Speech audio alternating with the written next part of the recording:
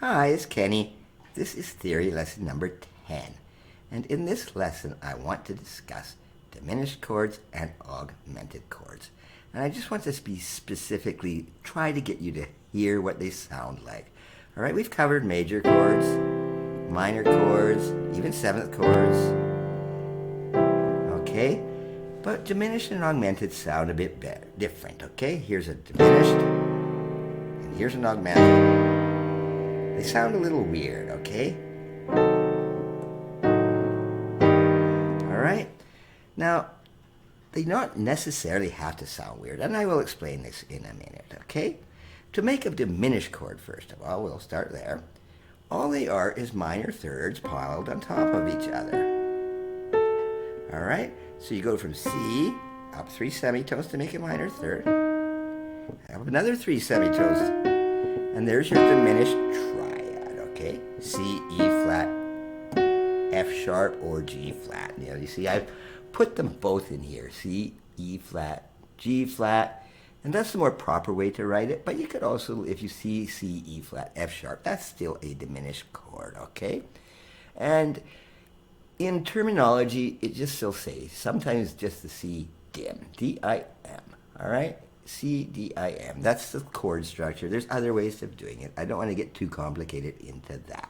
I just want to hear that sound. Now that sound is strange, but if you put it in context or something, if I go from there, it doesn't sound so weird. Or if I play a different diminished chord, alright, they're very nice chords to smooth things out sometimes, to go from transitioning. It makes things a nice, smooth transition. But more commonly than this, you're going to see what's called a diminished seventh. Alright? And that's just adding one more note to it. Alright? Doesn't sound much different, but it's a fuller sound. And all I've done here is just added another minor third to it, okay? And you can keep doing this. But if you add another minor third, you're back to C. So you can keep going all the way forever up that way, all right? The other interesting thing about these diminished chords is if I did an inversion, remember in major keys, you'd have it. The first and second inversions sound quite different.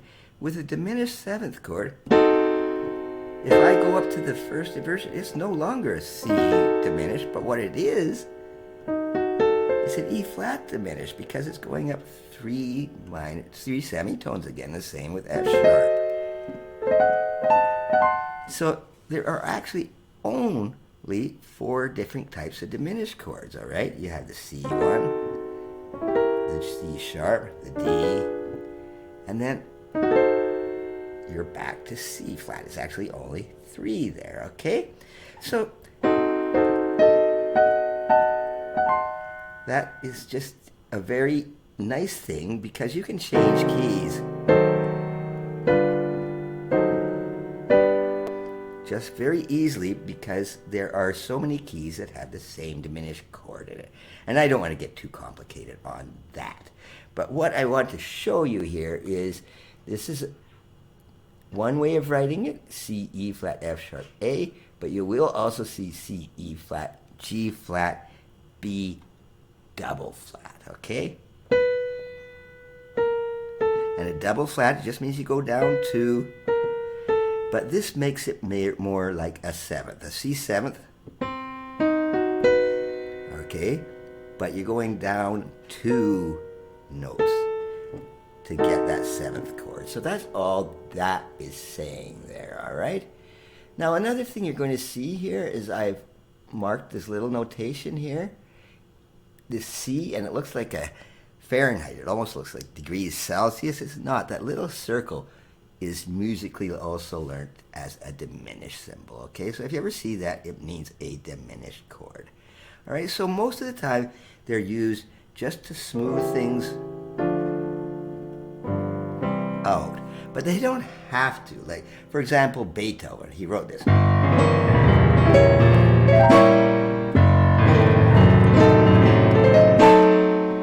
Okay, Okay, now that's near the end of his Moonlight Sonata, but all that was doing was, okay, he just did one diminished, another diminished chord, and then back to C sharp minor. Okay, and that was just for sound purposes, all right?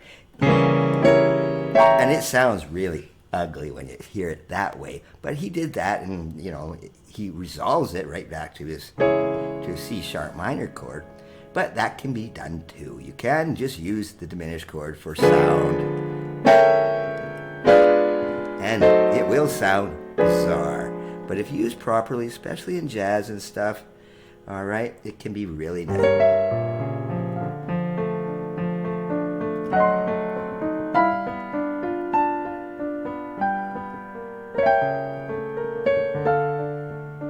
Okay, if used properly, they can sound really nice.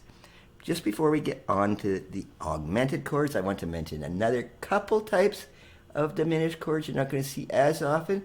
Here's this funny thing here with a C, and remember that Celsius symbol? No, this is a little circle with a line in it. This is what's called a half diminished chord. This one was a full one, it's the more common one, but this one's only, remember I said go down 2 from the B? No, this one sounds like this. And that's a little harsher to sound. You know, and if you try to smooth it out, it still works, but it's just a different sound, okay? You can use that. A lot of composers will use it, and it's quite common. It's not as common as the full diminished, but it is a nice sound too. And what you won't hear too often here is this full diminished, and I've written this down. There's a C major 7th diminished, all right? There's so many ways. I don't want to get confusing, all right? But all that sounds like is that, all right? Now, that's not nearly as common, okay? So that's a diminished triad on the bottom, and then a major 7th on the top. So that one is not nearly as commonly used, so I'm not going to belabor the point on that. It's not nearly as smooth as that, okay? All right, on to the cousin of the diminished chord, all right? One thing about the diminished chord, all right, is that I mentioned that these inversions come around, all right? The C diminished and the E flat diminished, the F sharp diminished, they can be in several different keys. You can actually use them to change keys. I'm not going to get into that right now, but that is a very beautiful thing, is that there are only 3 different types of diminished chords. Okay, you've got one starting on C, one starting on C sharp, one starting on D, but then you're back to E flat. Okay, so you've got the same notes. So once you know 3 of them, you know them all. And just remember, count up those minor thirds. And you can make yourself your own diminished chord. Okay, on to the other one, the augmented one, which really sounds ugly too, all right? Now this one, I call them cousins in a way because in a strange way, the diminished chord, we went up minor thirds. Okay, in the augmented, we're going up major thirds. So instead of 3 semitones, we're going up 4. And do that again. Okay, so instead of minor thirds put together, it's major thirds put together. Okay, and this one's really got a strange, harsher, even harsher than diminished sound to it, all right? And, you know, it can be, again, used as a traditional chord, though, all right? Okay, that is a nice cadence, or in G major. All right, instead of a G 7th chord, this has a different sound. All right, just a little harsher, slightly harsher. All right, maybe the most common example of this, most famous one though, is the Beatles. It's "Oh Darling" or something, and it starts something like this.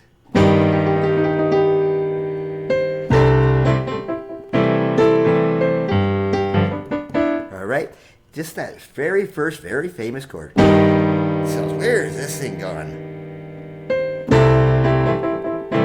Okay, it just resolves right into the tonic chord, the C. But, you know, it sounds bad and then it resolves. Okay, and augmented chords can be used as, again, just a sound, but if you just write a piece with augmented chords,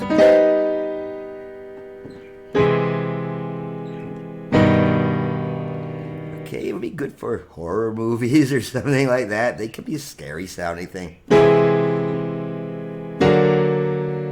Alright, but if they resolve properly, they can be used very effectively. Or in the same thing. Okay, and as there are only a few diminished chords, the same thing happens with augmented chords. Going up these major thirds, if I go up one more major third,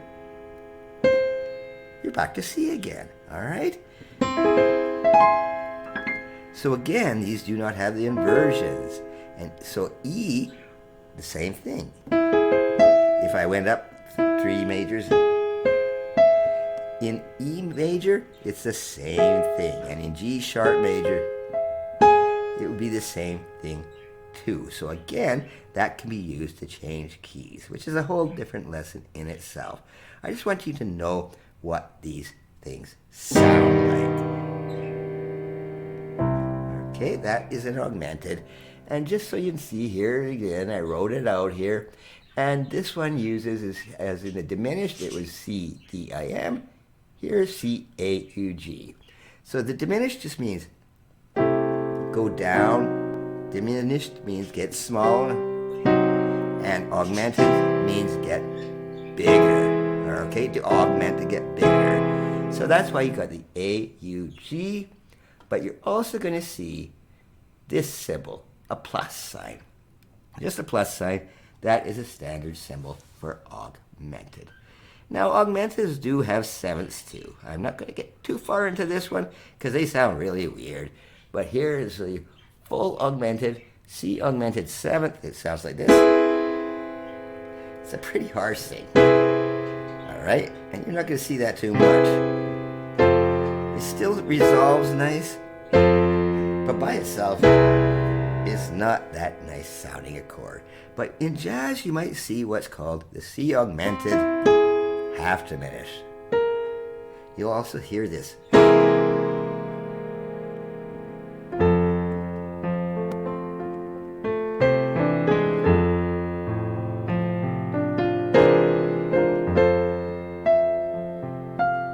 Okay, that's a little more common.